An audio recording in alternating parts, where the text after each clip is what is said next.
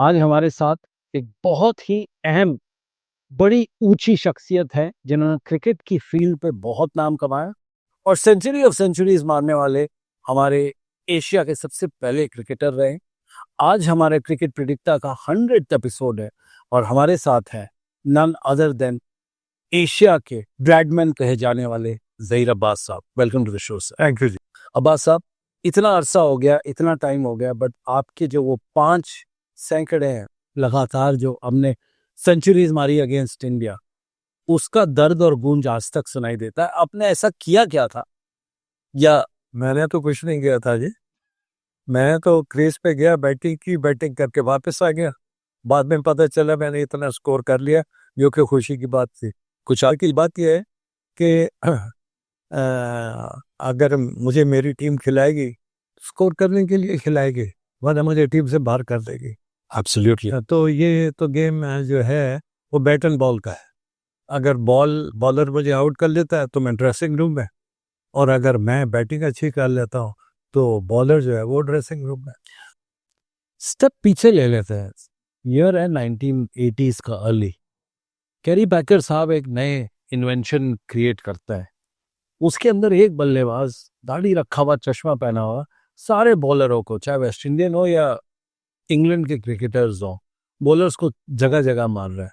या क्या कहना सही है कि Zaheer Abbas is the actual inventor of fast hitting cricket of modern day? देखिए, मैंने हमेशा तेजी स्कोर किया है जी। चाहे वो ओडीआई हो या टेस्ट क्रिकेट हो। अगर आप मेरा देखें रिकॉर्ड देखें, उसमें आपको सब पता चल जाएगा कि मैंने कितना तेज स्कोर किया। तो क्योंकि मेरे पास स्ट्रोक्स थे, मैं रोक के कम ही खेलता था, ठीक ठाक खेलने की कोशिश करता, ताकि हमारे लोग जो आए हैं इतना पैसा दे के वो बोर ना हो। तो आप एंटरटेनमेंट की जहनियत से जाते थे अंदर पैडअप होके कि यार फैंस आए 80,000, एमसीजी में एंटरटेन भी करना है पर स्कोर भी करना है और ताबड़तोड़ करना है। स्कोर तो करना जरूरी है भाई। उसके उसके लिए ये है कि आपको प्रैक्टिस इतनी अच्छी करनी पड़ेगी कि दूसरे ये कि देखिए ना, दूसरे भी बैट्समैन होते थे, वो इतना तेज स्कोर नहीं करते थे जितना कि मैं कर लेता था या आसिफ इकबाल कर लेता था, इस किस्म का। तो हर चीज जो है हमको देख दिखा के करे। अब मेरे पास स्ट्रोक्स बहुत ज्यादा थे। मैं एक बॉल को फ्रंट फुट पे भी खेल लेता था, बैक फुट में भी खेल लेता था, यानी। और जब बॉल काफी पीछे आ जाती थी वहां से हिट भी मार लेता था। तो मेरे पास टाइम बहुत था बॉल को हिट करने के लिए। तो जिसके पास टाइम ज्यादा होगा वो हमेशा ये याद रखें, वो उसके स्कोर जो है वो बहुत तेज भी बनेगा और उसके पास स्ट्रोक्स भी होंगे। बातों से याद आया, जब आप बड़े रन ठोकते हैं या बड़े बॉलर की, आप कभी ना उसको अग्रेसिवली देखते थे या उनका कभी एग्रेशन नहीं देखा, ना कहीं आप कंट्रोवर्सी में रहे? ऐसा आपने क्या इख्तियार किया कि आप कंट्रोवर्सी और ये अग्रेशन से दूर रहे और आपने अपना काम करते रहे? बात ये है कि अपना काम करते रहना चाहिए। एग्रेसिव हो जाने से आपको क्या फायदा है, बल्कि उल्टा अपनी बैटिंग को नुकसान पहुंचाएंगे और लड़ाइयां लेंगे, अपने प्लेयरों से भी लड़ाइयां लेंगे, अपोजिशन टीम से भी लड़ाइयां लेंगे। हमारा तो साथ सारी जिंदगी का है। देखिए, आज इतना अरसा हो गया मुझे क्रिकेट छोड़े हुए, अभी आप मेरा इंटरव्यू ले रहे हैं और अभी आप बातें वही कर रहे हैं जो कि मैंने आज से, जब मैं क्रिकेट के ज़माने में किया करता था। और वही जो है वही मेरी पहचान बन गई है। अब आपने खुद ही कहा कि ज़हीर साहब एक ऐसे बैट्समैन थे जिन्होंने 100 किए, पहले एशियाई के मतलब बैट्समैन हैं जिन्होंने के 100 सेंचुरियाँ की है। तो ये सारी बातें जो हैं, अगर मैं अग्रेसिव होता तो मेरी 100 सेंचुरियाँ नहीं होती, मेरी तो बहुत ही कम सेंचुरी होती। लिहाजा मैंने अपने आप को काबू रखा और अपने गेम पे ज़्यादा काबू रखने की कोशिश की। आपने एक बहुत अच्छी बात कही है कि जब बैट, बल्ला और वो गेंद आपके पास है तो बल्ले को गेंद से नेगोशिएट करने दो, आप बॉलर से क्यों जबरदस्ती जाके लड़े या अड़े? सवाल ही नहीं पैदा था, जरूरत ही नहीं है। बात यह है कि ये गेम जो है, ये जो लड़ाई झगड़ा है, ये बिटवीन बैट एंड बॉल है, not between two players. No, between and ball, between cricket bat and ball.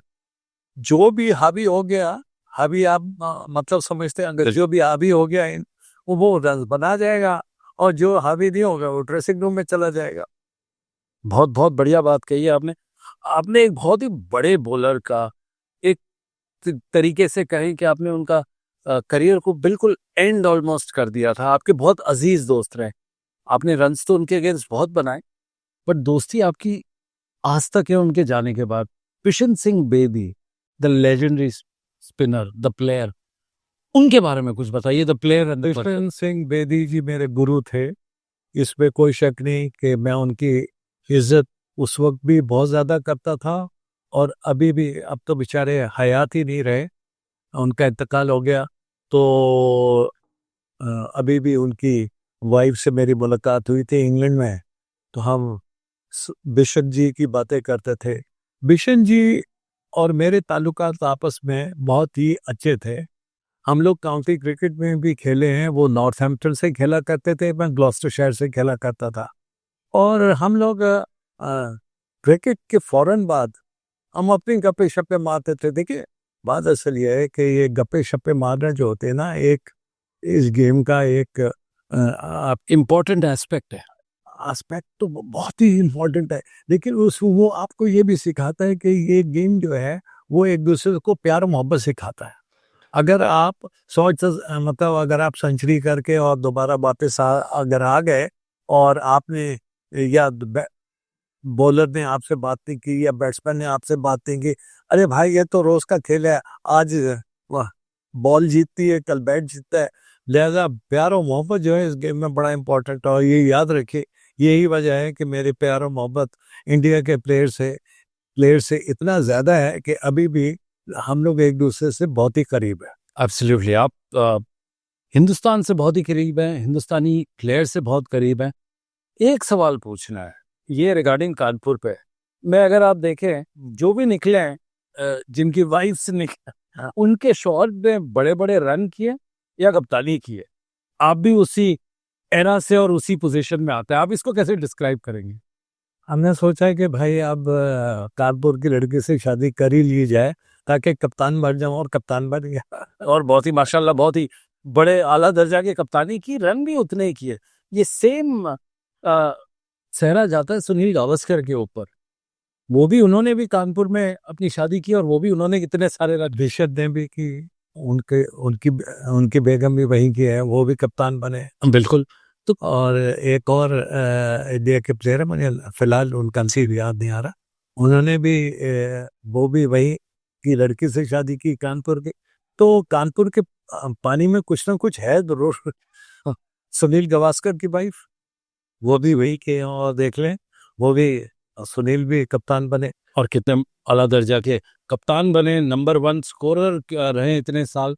नहीं जी, बहुत ही ग्रेट आदमी है सुनील गावस्कर। सुनील गावस्कर से तो मेरी, शायद आप नहीं जानते कि मेरी कितनी दोस्ती है। जी जी। और हम एक दूसरे के बहुत करीब हैं। कोई भी बातचीत करनी होती है तो हम एक दूसरे से बात करते हैं, गप्पे मारते हैं, इकट्ठे टूर पे साथ जाते हैं, और आई होप कि ये रिश्ता कायम रहे। एब्सोल्युटली। वो रिश्ता और लोगों को पता चला, फैंस को तब पता चला जब आपको कोविड हुआ था और आप इंग्लैंड में थे, और काफी दर्दनाक टाइम था आपके लिए। इनफैक्ट चौथी बार कोविड जब आपको हुआ था, लोगों को 1 2 या 3 बार होता है, आपने चौथी बार, क्या कोविड से प्यार था या आपको स्कोर बनाना था उसके लिए? बिल्कुल, ये मुझे हर चीज ज्यादा करने से प्यार था।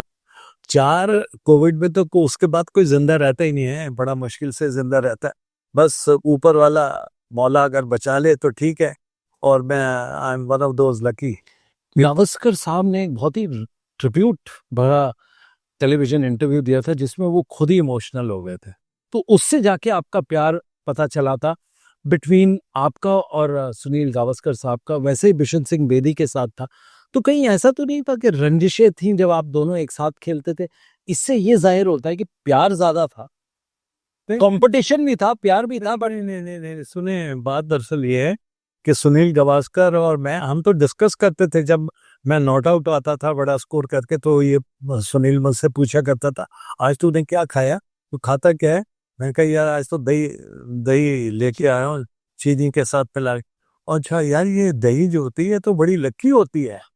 तो अगर मैंने कहा अच्छा मुझे आज पता चला है कि दही खाना जो है वो बड़ा लकी होता है, तो thank you for telling me. लेकिन ये है कि हर चीज़ हम लोग शेयर करते थे, एक दूसरे से पूछा करते थे, एक दूसरे से बात करते थे। यहाँ तक कि मैं आपको बताऊं कि 1971 में जी।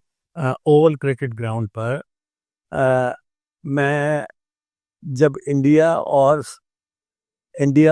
इंग्लैंड का मैच हो रहा था और उसमें इंग्लैंड जीतने को था, सॉरी, इंडिया। इंडिया जीतने को था, तो मैं ड्रेसिंग रूम में गया। Very good. मैं ड्रेसिंग रूम क्यों गया? इंडिया के प्लेयर से मिलने, उनको गुड लक करने, और सुनील गावस्कर से खास तौर पर मिलने, क्योंकि वो, मैं उसको मास्टर कहता हूँ, वो मेरा मास्टर है जी। तो हमारा हमारा मोहब्बत और प्यार जो है वो इस किस्म का है, लड़ाई झगड़े वाला नहीं है, क्योंकि मैंने अगर सबसे ज्यादा 100 कर दिए तो झगड़ा बढ़ गया या कुछ ना। ये आर्ट है। अगर आर्ट आप दुनिया को दिखाएंगे तो वो आपसे खुश होंगे, वरना वो आपको पूछते भी नहीं है कि आप कौन है। अगर मैं इतना स्कोर नहीं करता तो मुझको कौन जानता, सुनील गावस्कर इतना स्कोर ना करता तो उसको कौन जानता, बिशन सिंह बेदी अगर ज्यादा विकेटें ना लेता तो उसको कौन जानता।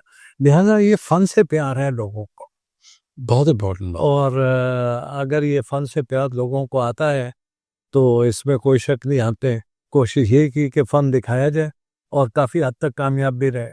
जही साहब, अगर आप आज के दौर में देखें, जो आपकी फिलॉसफी है, जो आज के दौर में देखें, आज प्लेयर एक दूसरे से आपस में लड़ते भी हैं, और वो लड़ाई को पिच से लेके जाके अखबारों में ले जाते हैं, और अखबारों के बाद फिर वो सोशल मीडिया में एक दूसरे को बोलता है। सबसे बड़ा एग्जाम्पल रहा है अफरीदी और गौतम गंभीर की मैं लड़ाइयाँ सोशल मीडिया पे भी काफी होती। फैंस को बड़ा अजीब लगता है कि इतने बुलंदी के प्लेयर ऐसी बात करें, आपको अटपटा नहीं लगता? नहीं, ये चीज होनी नहीं चाहिए। जैसे कि मैंने खुद कहा, अभी आपको बताया कि ये तो आप अपना फन दिखाते हो, उसकी फन की वजह से आपसे लोग प्यार करते। लड़ाई झगड़ों की वजह से तो आपसे प्यार नहीं करते, वरना तो आप चाकू चाकू छुरियां लेके आके लड़ाई लड़ना शुरू कर दें। लिहाजा ये बातें जो होती हैं बात वक़्त होती है, हो जाती है, लेकिन उस बात को जल्द अज जल्द खत्म कर देना चाहिए। सोशल मीडिया के दौर पे ये नहीं लगता कि ये कुछ ज्यादा बड़ा बन जाता है और प्लेयर उसको हैंडल नहीं कर सकता? लड़ाई तो शुरुआत हो जाती है, बट एंड जो है वो उनके हाथ में नहीं होता, वो फिर अलग ही। नहीं जी, बात दरअसल ये है कि ये मीडिया को भी चाहिए इस चीज़ को दबाने की कोशिश करे। लड़ाई झगड़ों से फायदा क्या है? मुझे ये बता दे, कोई फायदा हो तो बताए। कोई फायदा नहीं है, बल्कि लड़ाई झगड़े जो है वो वो एक दूसरे से और दूरी पैदा कर देते हैं। हमें दूसरी एक दूसरे से दूरियां तो नहीं पैदा करने, हमें तो एक दूसरे से करीब लाना है एक दूसरे को। जितनी कुर्बत होगी उतना प्यार बढ़ेगा। बात आपने बहुत अच्छी कही है। अब एक दूसरे के पास आने के लिए हमको सीरीज खेलनी चाहिए। सिर्फ प्यार बढ़ाने के लिए, एक दूसरे को जानने के लिए खेलना बड़ा जरूरी है आपस में, और तभी प्लेयर्स की और टीम की मकबूलियत का एहसास होता है। 18 साल से हमने कोई सीरीज नहीं देखी है। आपको ये नहीं लगता कि फैंस महरूम है? इतनी बड़ी आला दर्जे की दो टीम जो आपस में पड़ोसी है, और जो एक ट्रेडिशनल राइवल्स जिसको कहते हैं, जिसके क्रिकेट में एक अलग ही लुत्फ है। आपको नहीं लगता फैंस कुछ ज्यादा महरूम है इतने टाइम के लिए? देखिए, दुनिया में कोई ऐसा कंट्री नहीं है जो कि एक दूसरे के साथ ना खेल रहा हो। सब एक दूसरे के साथ खेलते हैं, इंडो पाक नहीं खेलते। तो इसका क्या रीजन है? Neighbouring country.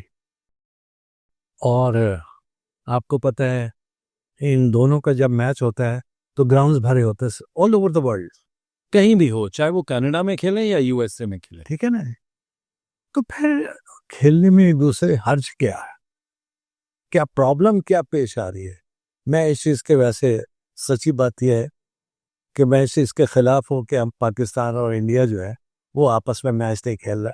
सांस लेते हैं तो इंडिया में जाता है, इंडिया के लोग सांस लेते हैं तो पाकिस्तान में आता है, लेकिन मैच नहीं खेलना। भाई भाई रीजन क्या है, क्यों नहीं खेलना? क्या सेफ्टी? सेफ्टी, दुनिया की दूसरी टीमें आई खेल के चली गई, दूसरी टीमें आई खेल के चली गई, तो पाकिस्तान और इंडिया के मैच होने में कोई नुकसान नहीं है। मेरा ये ख्याल है कि आना चाहिए, और जब आएंगे तो लाजिम बात है पाकिस्तान और इंडिया की क्रिकेट जो है और इम्प्रूव होगी। क्रिकेट इंप्रूव हो रही है एक तरफ, पर देखा जाए इंडिया की क्रिकेट काफी अच्छी तरीके से बैट्समैन, बॉलर, विकेट कीपर कप्तान, ये सबका अच्छा कॉम्बिनेशन है। आप पाकिस्तान पे अगर देखें, एक टाइम आपका था जब आपके पास 3-4 टॉप ऑर्डर बैट्समैन थे बेस्ट इन द वर्ल्ड, नीचे 3 बॉलर थे best in the world, keeper keeper था बड़ा आला दर्जे का। तो वो ही आज मकाम क्या आपको लगता है इंडिया ने इख्तियार कर लिया और एक कंप्लीट टीम बन के आई? इंडिया इंडिया एक कंप्लीट टीम है, बहुत अच्छी टीम है, one of the best in the world है, इसमें कोई शक नहीं है। तो यही चीज़ है कि इस वक्त जो है बालों का टीमें जो है, जैसे आप वेस्ट इंडीज की टीम ले लें, जी, वेस्ट इंडीज की team one of the best थी in the world. World cup कई दफ़ा उन्होंने जीते, लेकिन आजकल जो है उनकी गिनती में कहीं नाम नहीं आता। तो पाकिस्तान भी जो है इस वक्त वो टीम नहीं रही जो कि होनी चाहिए थी, जिसको कि हम सब देखना चाहते हैं। लिहाजा मेरे ख्याल में इम्प्रूवमेंट का सबसे अच्छा चांस ये है कि जब तक एक दूसरे से लोग खेलेंगे नहीं, टीमें नहीं खेलेंगी, इम्प्रूवमेंट इतनी जल्दी पाकिस्तान की टीम में नहीं आएगी। सर एक overall economy of the cricket जो कहते हैं, उसको हेल्दी रखने के लिए, क्रिकेट इकोनॉमी को बढ़ाने के लिए, ग्रोथ करने के लिए पाकिस्तान का खेलना अच्छा बड़ा लाजमी है और बड़ा ज़रूरी है वर्ल्ड क्रिकेट के लिए। आप ये मानते हैं? बिल्कुल ज़रूरी है।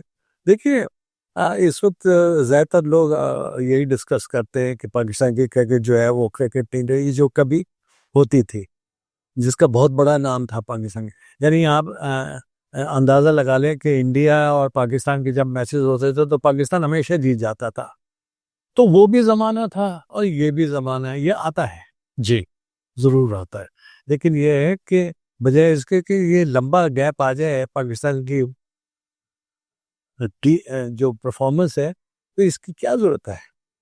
तो इसके लिए ज़रूरी है कि एक दूसरे के साथ मैचेस हो, एक दूसरे से हारेंगे ही तो जीतेंगे। और जब जब आप ऐसी इंडिया से हारेंगे तो आपको सुनाई भी ज़्यादा देगा लोगों से, पब्लिक से, और जब ज़्यादा सुनेंगे तो ज़्यादा अच्छा खेलेगा।